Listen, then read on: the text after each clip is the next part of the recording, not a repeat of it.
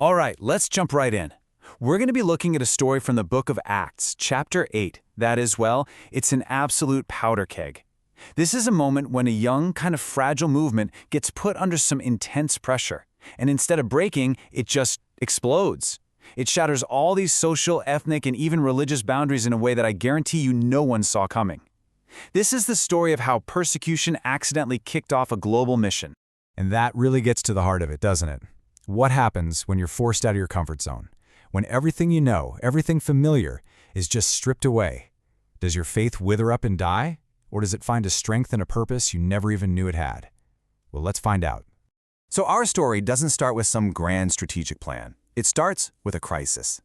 After a leader named Stephen is executed, this wave of persecution hits Jerusalem, and it scatters the believers like seeds in the wind. And what was meant to destroy them accidentally launched the movement's first major expansion. Now, one of those seeds is our main character, a guy named Philip. He's one of the key Greek-speaking leaders. And when he's forced to run for his life, he doesn't go to some friendly town. Nope. He heads to Samaria, a region that, for a devout Jew, was basically enemy territory. The bad blood between Jews and Samaritans went back for centuries. It was deep.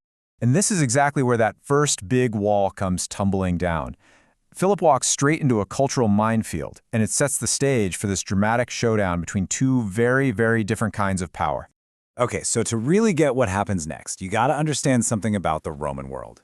Magic wasn't some weird fringe activity, it was everywhere. I mean, people used it for everything. Love spells, cursing their rivals in a chariot race, you name it.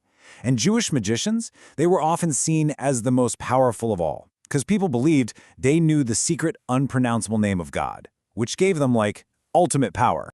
And in Samaria, the big man on campus was a sorcerer named Simon, and he had the whole city completely captivated. The difference between these two guys is just stark.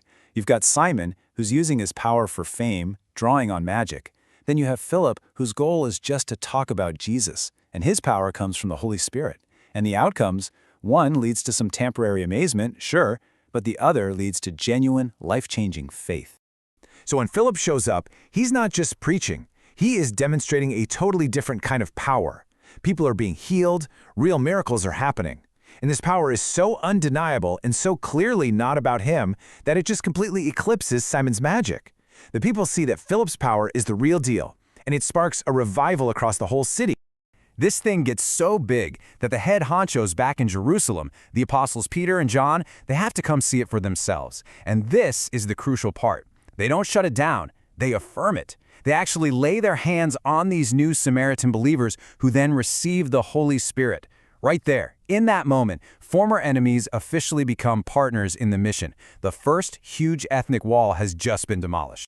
But just as Philip is at the absolute peak of his success, he's leading this massive city-wide movement, the story takes a hard left turn. He gets a new command from God, and honestly, it sounds completely absurd. The instruction is incredibly specific. Get up and go south to the desert road, the one that goes from Jerusalem down to Gaza. Now, this road was known for being desolate. It was literally a road to nowhere. Can you just imagine that for a second? You are in the middle of the most successful work of your entire life, watching a city transform, and the command comes to just walk away from it all and head out into the desert. That is a massive test of faith. Why on earth would God do that? Because God wasn't just breaking one barrier back in Samaria. He was about to use Philip to break every single barrier you could possibly imagine, all in one profound encounter with one single person who represented the very ends of the earth. So out on that deserted road, Philip meets a man in a chariot. And this man isn't just an outsider, he's a triple outsider. First, he's a foreigner, a non-Jew. Second, he's an African, a super high-ranking official from the Nubian kingdom of Meroe, which is in modern-day Sudan. And third, he's a eunuch, a status that, according to the Old Testament law, explicitly barred him from ever fully being part of the worshiping community of Israel. But here is where this story gets absolutely incredible. Hundreds of years before this, the prophet Isaiah wrote these exact words, promising a day when God himself would welcome the very people who were excluded, foreigners and eunuchs. This ancient prophecy was a direct promise to someone just like the man in that chariot. So this one man's encounter with Philip, it was a living, breathing fulfillment of that ancient prophecy. It was like a giant divine signpost, declaring in no uncertain terms, this message is for everyone. No cultural barriers, no geographic barriers, no religious barriers, no exceptions, period. And the divine setup is just perfect. When Philip runs up to the chariot, what is this man reading? Isaiah chapter 53, the famous passage about the suffering servant. He looks up at Philip and asks the million-dollar question, so who's the prophet talking about here? I mean, talk about the ultimate opening. Philip explains that the servant is Jesus, the man believes, and he asks to be baptized right then and there. And the moment the baptism is done, something completely supernatural happens.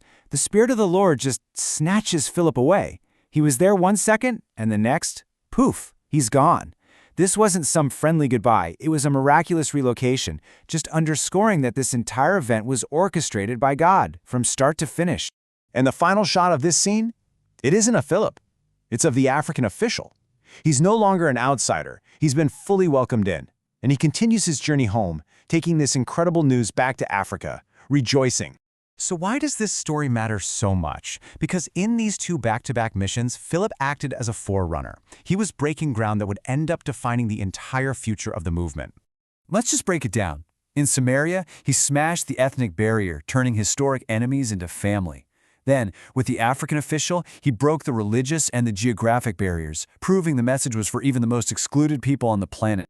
And here's the key thing that a lot of people miss. Long before the Apostle Peter's more famous story with Cornelius, Philip pioneered this work. He was the first person recorded in Acts to bring a fully Gentile, non-Jewish person into the faith. And that, right there, makes Philip the quintessential unsung hero. You know, the person who makes a massive, groundbreaking contribution that paves the way for others, like Peter and Paul, but doesn't get nearly as much credit.